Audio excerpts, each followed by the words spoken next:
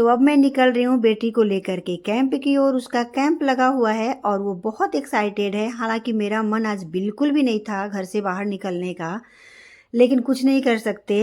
और इस बार थोड़ी मुश्किल ये हो रही थी कि अथर्व भी नहीं माना। बहुत समझाया, बहुत मनाया, कहा बेटा तुम यहीं रहो, अपनी ताइक्वांडो और ड्राइंग क्लास करो, पर वो बस कह रहा था नहीं मम्मा मैं भी चलूँगा। और यहाँ बच्चे आ गए थे, तो अब मैं दोनों को लेकर के पहुंच चुकी थी और इसको मैं कराने लगी थी स्केटिंग। मैंने सोचा कि 1-1.5 घंटा बेटी उधर प्रैक्टिस करेगी, तब तक इनको मैं कुछ और करा लूँ। तो इनका बैग उठा करके मैं लेके चली गई थी और यहाँ मैं देखने लगी थी प्लांट।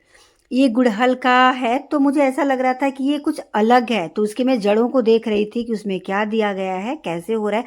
और मैंने अथर्व को भी बुला लिया था दिखाने के लिए कि बेटा देखो जो हमारे पास है उससे ये बिल्कुल अलग है। आज का दिन थोड़ा अलग था, बेटी कैंप में है और बेटा भी साथ है, लेकिन मन में कहीं ये बात लगातार चल रही थी कि हमें आज घर जल्दी पहुंचना है। जैसे ही एकेडमी खत्म हुई हम सब जल्दी जल्दी निकल पड़े। खुद को सुरक्षित रखना आज सबसे बड़ी ज़रूरत थी, क्योंकि आज चंडीगढ़ हाई अलर्ट पर है। रास्तों में भीड़ तो बहुत ज़्यादा थी, कई बार ऑफिस जल्दी बंद हो जाते हैं। आज के दिन शायद हो गए थे ताकि लोग अपने घर पहुंच सके। मैंने भी अपने स्टाफ को बोल दिया था 7 बजे से पहले आप लोग सैलून बढ़ा लो और घर चले जाना।